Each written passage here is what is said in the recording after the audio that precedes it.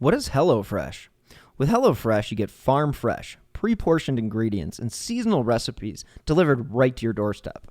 Skip the trips to the grocery store and count on HelloFresh to make home cooking easy, fun, and affordable. That's why it's America's #1 meal kit.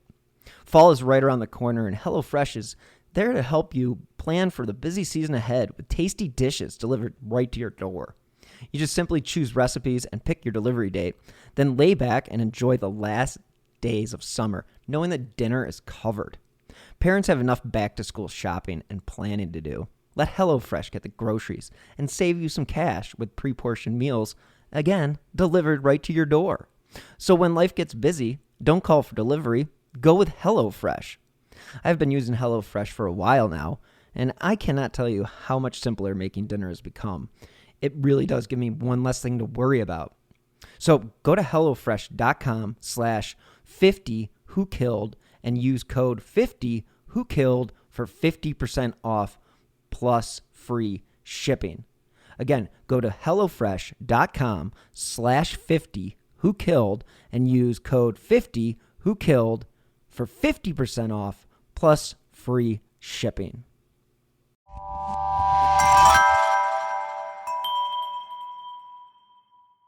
Too many hands, too many different agencies working the case. When you get too many hands into something, there's something going to be missed. It's important to make sure that we do our best, the best job possible to get the answers. And friends and family members are still searching for answers. On January 19, 1983, 27-year-old Janette Roberson was murdered in the basement of Gamble's hardware store in Reed City. I remember the sinking feeling and knowing that I probably knew who it was, and just hoping, I hated to see it be anybody, but hoping that it wasn't her. This stuff only happens to other people. This is like, it's like a book. Justice for Janette! Justice for Janette! Justice for Janette! I don't believe it's a person, a stranger that happened to walk through town that day that did this. The injuries to her suggest that there were, a fit of rage during this incident. They've got a murderer walking around here, and they don't realize it. A killer on the loose and a family left without answers. Janette Roberson's murder in Reed City has gone unsolved for more than a quarter century.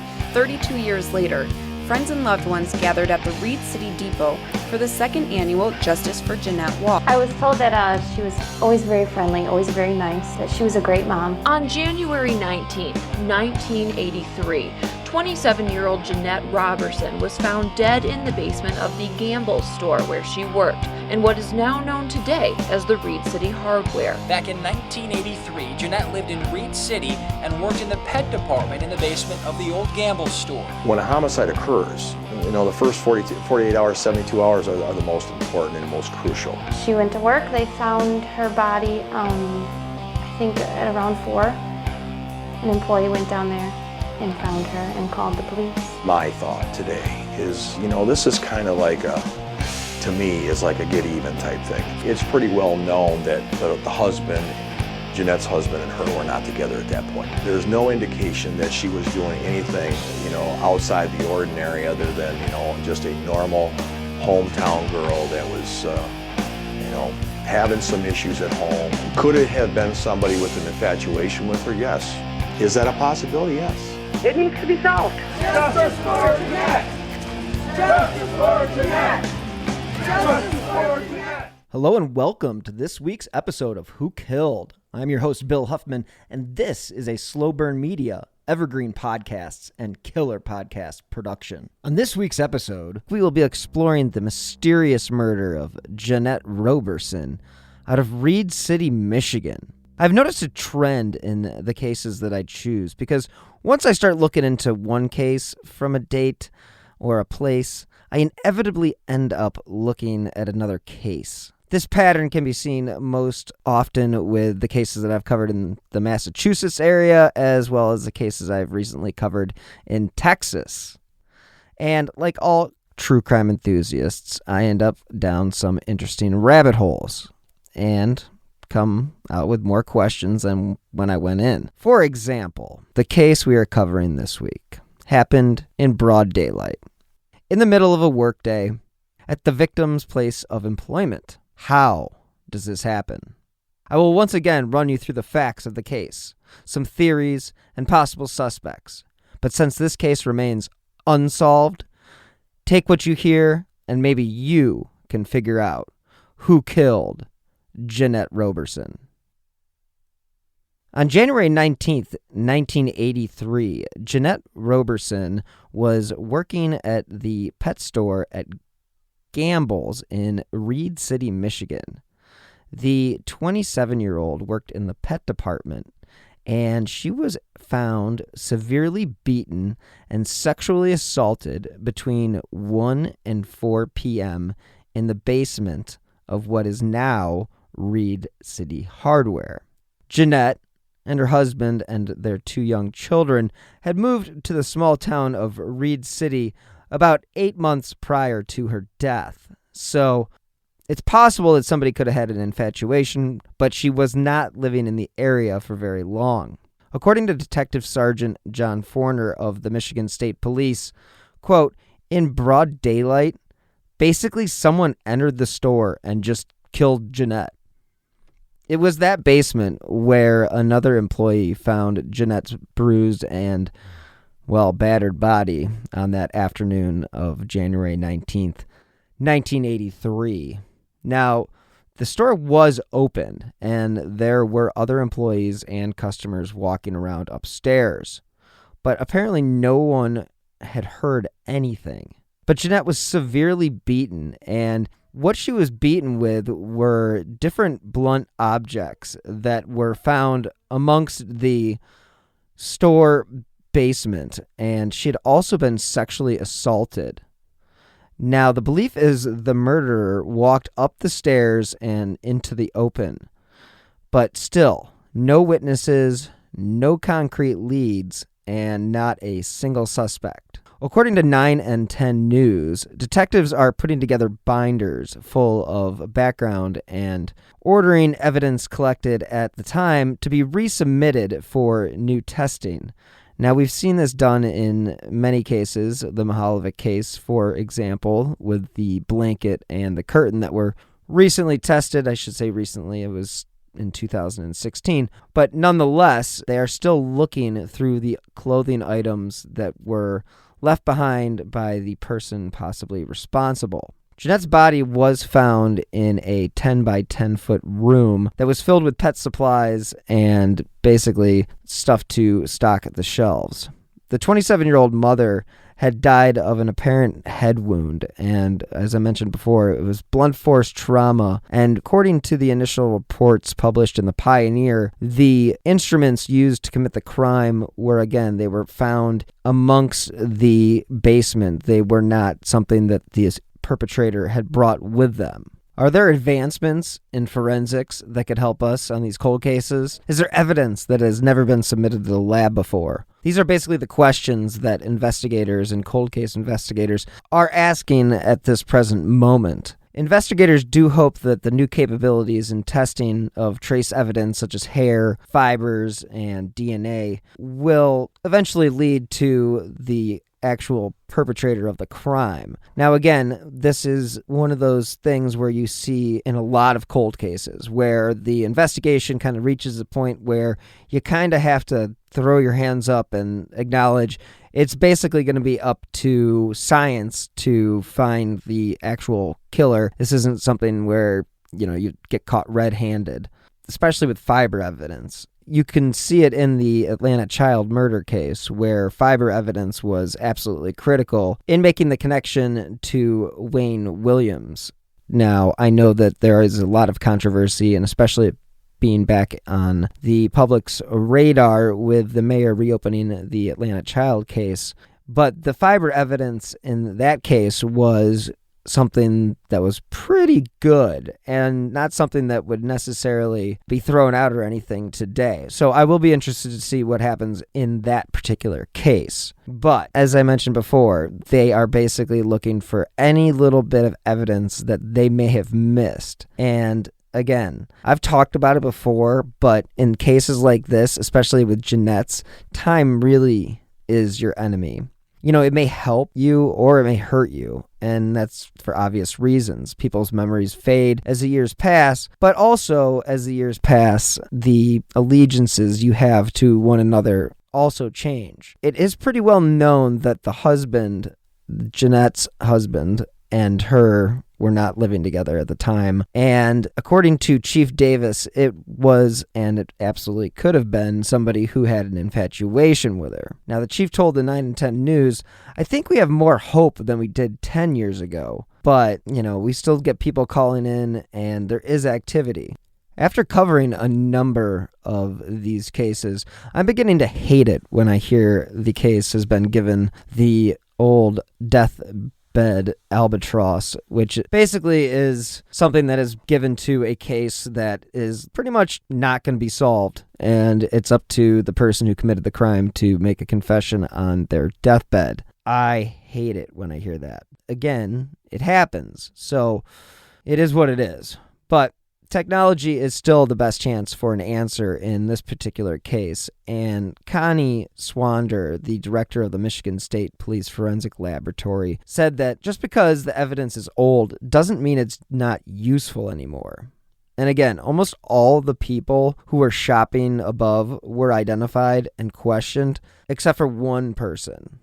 Composite sketches were made of that anonymous person, and they were drawn up. I will post those on the website as well. He was described as a white man with sandy blonde hair and a blue jacket. He stood around 5'9" and weighed approximately 170 pounds. DNA was retrieved from the crime scene, but has not been matched to anybody up until this point. So for the last 31 years, the Reed City Police Department has actually partnered with the Michigan State Police to collect numbers of tips and had basically performed dozens of interviews, just basically to try to piece together what happened on that particular day in 1983. And as I mentioned before, the sketch of the possible suspect was created from information that the Michigan State Police had put together in the days following Roberson's death. Quote, "We just thought if we got some flyers out there and we printed it, we could get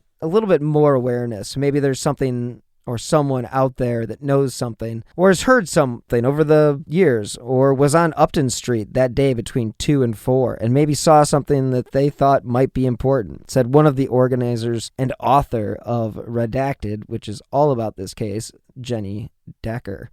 Chief Davis says the chances are slim that the person will still be identified, but he says, as we all know, anything can happen. Now, it is crucial in those first 48 to 72 hours that every piece of evidence is collected, and Chief Davis is very clear on how this case was handled. But in the days immediately following Janette's murder, police made no arrests, and after that point, it was really hard for them to find anything to go on, and it basically went cold pretty quickly. Now, Detective John Forner believes the investigation actually was tainted from the start, and he said to the Herald Review, quote, "There were too many hands, too many different agencies working the case. When you get too many hands into something, there's something that's going to be missed. It's important to make sure that we do our best. It's our job to get all the answers." Unquote. And now we're basically just going to take a look at some of the possible suspects or suspect. And Detective John Forner had told 9 and 10 News that we always start with the inner circle of the victim, those closest to the victim, and work outward. Obviously, her husband was a suspect at the time. And one of the red flags against her husband, Alvin, was that one, they had learned that they were planning to get divorced, and 2, he did have a mistress. Again, just because one has a mistress and they're getting divorced does not mean that he's also a murderer, and he was actually quickly ruled out as a possible suspect. So the person that they're looking for, as I mentioned before, he was about 20 to 30 and maybe 5'8", 5'9", about 170 pounds. And just an odd note, but possibly wearing a blue jacket. The sketches of the person were basically created by 3 witnesses, and they used those descriptions to create the different sketches. And again, as I mentioned before, I will put those on the website. Now, the person was believed to have been in Gamble's shortly before the reported murder. So when police released the sketch, they emphasized that this person was not a suspect or even a person of interest, just somebody they wanted to talk with. Again, we've all seen this play out in many different cases. You're not a person of interest until there's a reason to make you a person of interest. So this guy is still unknown, so we still don't know what his deal was. But as with all cases, the significant other will always be the number one suspect. And as I mentioned, in Janette's case, he was quickly ruled out. And I would assume that has to do with the fact that they were already planning to get divorced, and at that point in time, she really kind of had began to move on. To say that the setting where the murder took place was ideal would be a little bit of a discount to what the middle of the Mitten State actually provides. And having traveled through the state many times, I will tell you that Reed City, Michigan is definitely, by all accounts, a quaint small town. They have Victorian homes, and they, on their website, basically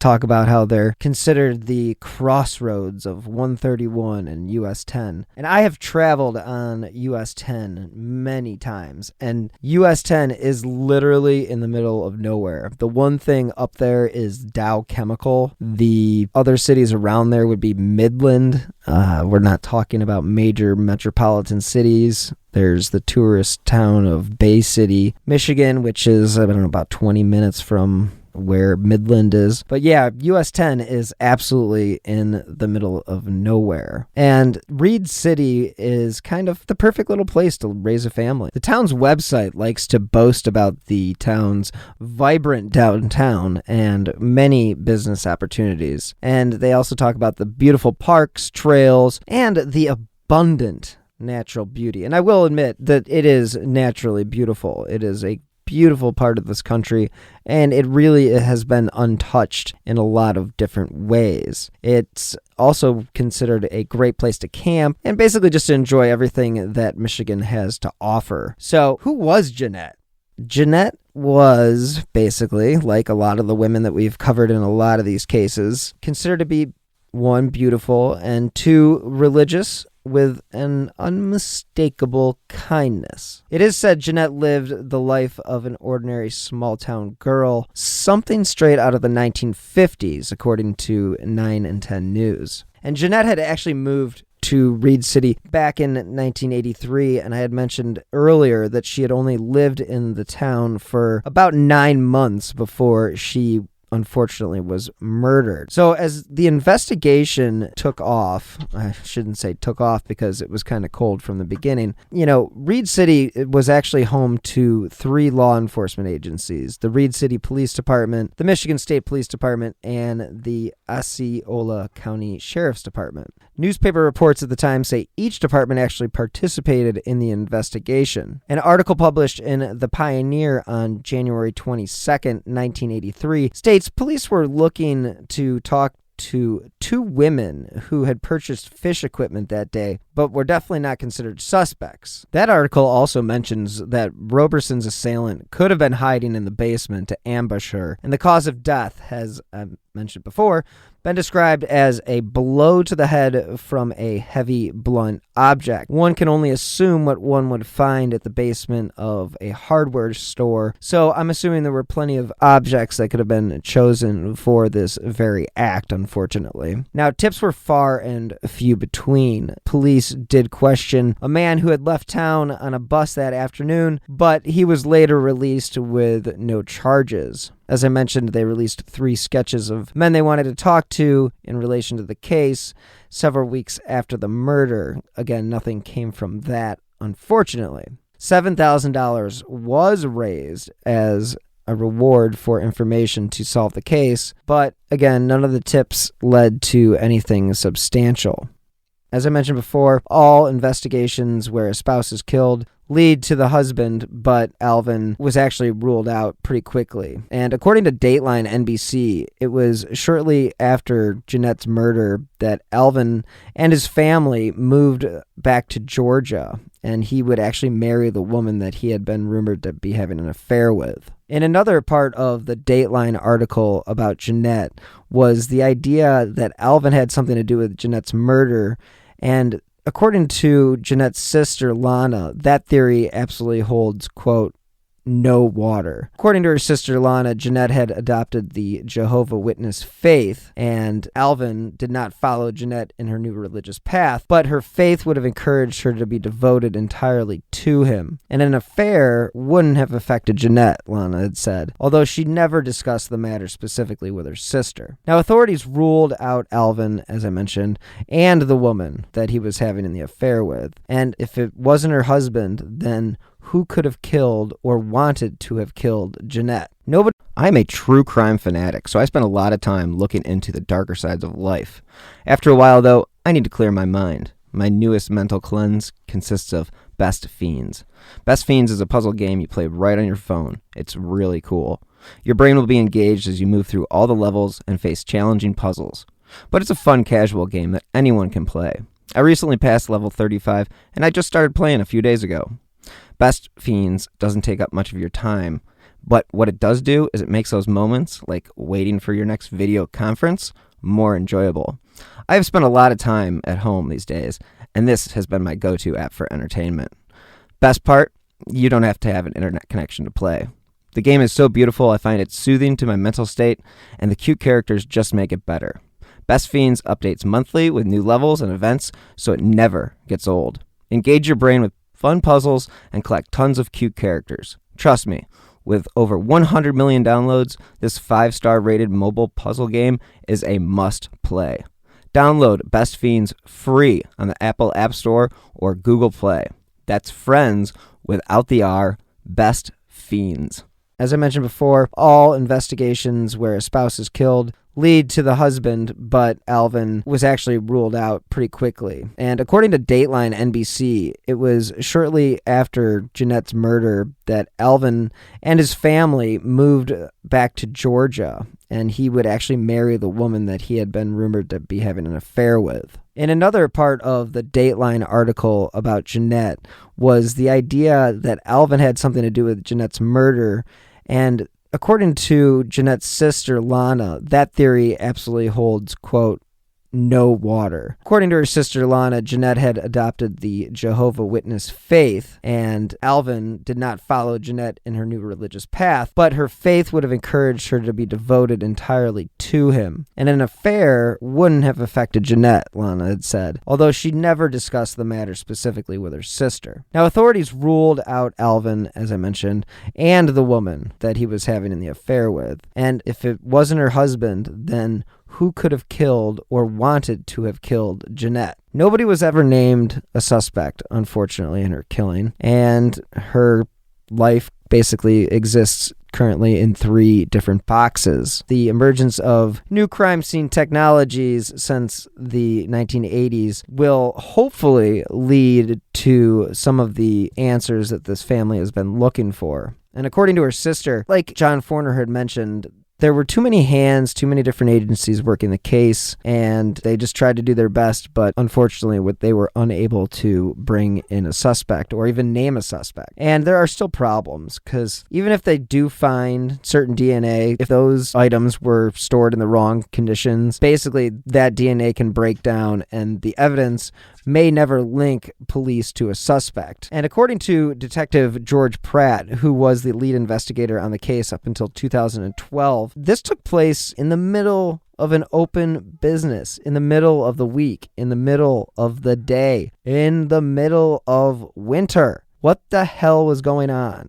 That was my 2 cents there. There were over 100 people who had come into the store that day, and everyone who worked in the store was busy. They had 3 freight trucks that came in, and they were working on unloading freight as it arrived. Police say some details of the murder have been released that could have compromised the case, In particular, the autopsy report was mistakenly released to the family some years back. And in the 31 years since Roberson's murder, police have interviewed and re-interviewed a number of suspects and witnesses, but they've still never procured enough evidence to actually make an arrest. Quote, at the very least, there is one person who knows exactly what happened, and that's the person who's responsible. And that was said by Michigan State Police Sergeant Mike Stevens. Again, murder cases don't close without a conviction. And to solve this case one day, Stevens says that they would need a confession from a suspect. Identifying a suspect will certainly be a problem, especially after all the years of rumors and basically memories just going to hell in a handbasket. The Herald Review did a retrospective on the case and spoke with a number of the key players in the investigation. As I mentioned, Detective George Pratt was the former lead investigator, and he had told the Review that, quote, this person could have committed this crime and not committed another crime ever. But because of the violence, that's not likely. As far as motive, we've never established a true motive. On occasion, you have a transference of aggression that just triggers the assailant. You can't say that all perpetrators commit another crime, but this was very violent, so we think we should have seen something like this happen someplace else. I will add a little bit to that because, and I don't know if I get to this later or not, but just because they didn't commit another crime doesn't mean that it's not possible. They could have been scared from all of the blood and all of the violence that actually took place during the committing of the crime, and that is the thing that has prevented them from perpetrating any more crimes. Now, some of the theories about Janette's case have basically gone from, obviously the husband to the mistress and to just random strangers. We've talked about how weird and unlikely it is a random stranger would have come across this store, but in regards to the first theory about a woman, the brutality of the murder has long been considered a reason to discount any woman in this case. They do say that if she was shot or poisoned, they may have thought a little bit differently about the case. But again, most women do not commit the kind of brutal assaults that this case saw. Now, I will say this to play devil's advocate, just because it hasn't happened or doesn't happen very often doesn't mean it never happens. Another rumor is that the mistress actually got a man to commit the crime for her and stage the scene as a rage murder. The husband had plenty of access to Janette, so why in the hell would he kill her at her place of work during store business hours? And again, that's just so stupid. I don't understand why that would even be a possibility. But again, it's a theory and it's out there. The Reed City police chief at the time is quoted saying that whoever murdered Janette was definitely filled with a great deal of anger and rage. A Pioneer article from February 12th, 1983 says police were looking for a man who purchased gerbils from Janette on the morning of the murder. And in the same article, they say that, quote, a man was seen driving a green truck. He was questioned, but he was not taken into custody. Reed City-based author Jenny Decker wrote a book about the case titled Redacted and can be found on Amazon. And she also actually hosts a podcast about this case called Down and Away. And of course, Janette's case is the featured case. Decker, along with Roberson's sister, are now basically the keys to keeping the name of Janette Roberson in the news. They have been able to do this by organizing walks within the community to bring awareness to the case. The investigators have actually encouraged both women to continue to promote Janette's case because the public, again, will be key to solving this case. Like I mentioned before, I've covered so many of these cases that when police chiefs start asking for the public's help, it begins to feel like a little bit of a Hail Mary pass. Like they've run out of options and they really have no other place to go. I hate it when I hear that, but I understand that they have to say it, and it is what it is. I do believe that the case can be solved, and according to Reed City Police Chief Charles Davis, he told Up North Live in 2014, this homicide has always been somewhat active. People in the area have never really let it go. I know the area in which this crime took place. I am surprised the killer has never been caught. northern Michigan, or the middle of the Mitten State, is so rural, and basically everybody knows everybody. You have tourist towns and beautiful lakes dotting the landscape, along with hundreds of thousands of pine trees. And the area is a place where if you did not know where you were going, you could so easily get lost. And again, that's why I believe that the person who committed the crime had to have been either from the town or was familiar with the town. And that is basically where my biggest concern lies, with the idea that the killer is a local who has gotten away with the murder and has actually no intention of putting himself out there again. As most investigators like to point out, the chance this was a one-off aren't great, but the brutality of the crime, again, I think it can go both ways on that one. Did it scare him too much, or did he just not get caught for any of the other crimes that he committed? I don't know. It's a little up in the air at this point. And so that's the case. The person will basically most likely go to the grave being the only one that knows what really happened. Or as the cops like to say, as I mentioned before, the deathbed confession may be the only way to find any closure. And if it was a local or someone else that knows about the murder, I would assume that that person is either in danger and therefore they are reluctant to come forward. The way some of these cases do get resolved are people lose hope in one another and they turn on each other. And again, anything can happen in a murder case. And just to reference what investigators said earlier, there is a reason cases on murders are never closed. I mean, I really do hope that the family will be able to one day find some resolution. And I also hope for the city of Reed City, Michigan, that they will one day be able to close this really awful chapter in their history. We can only hope that someone's conscience gets to them and they will unload this burden to somebody who will eventually lead to a resolution in the case. Since the husband and the mistress were never considered serious suspects, you have to figure Cold Case Squad investigators are re-examining every tip, lead, and fiber they can to solve this case. So after hearing all of the evidence in this case, who do you think killed Janette Roberson? Thank you guys so much for tuning into this week's episode of Who Killed Janette Roberson. And thank you to Best Fiends for being this week's sponsor. I would also like to thank everyone who has taken the time out of their busy schedule to help build this show's audience, as well as help build the audience of My Passion Case. As a reminder, I drop new episodes of Who Killed every Friday. I just wrapped up season 1 of My Passion Case on Monday of this past week. There are now 12 episodes of that show available for download wherever you get your favorite podcasts. And this is episode 61. So there are now 61 episodes available of Who Killed, available wherever you get your favorite shows. If you have any information in Janette Roberson's case, please contact the Michigan State Police at 989-773-5951 or Reed City Police at 231-832-3743. Now, tips can also be submitted to the Crime Stoppers tip line at 1-800-SPEAK-UP.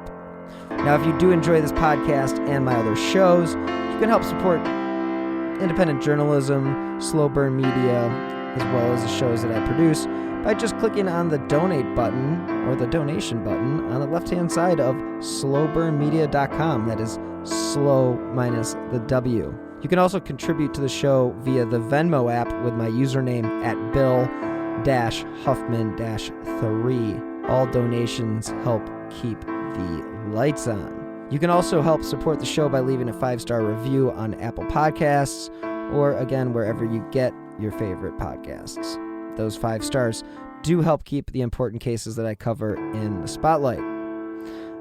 If you'd like to stay up to date on the cases that I have covered, as well as the new shows I have in the pipeline, you are always welcome to follow me on Twitter at BillHuffman3. So you guys, thanks so much for listening this week. And with everything that is going on, until next time, be safe and be healthy.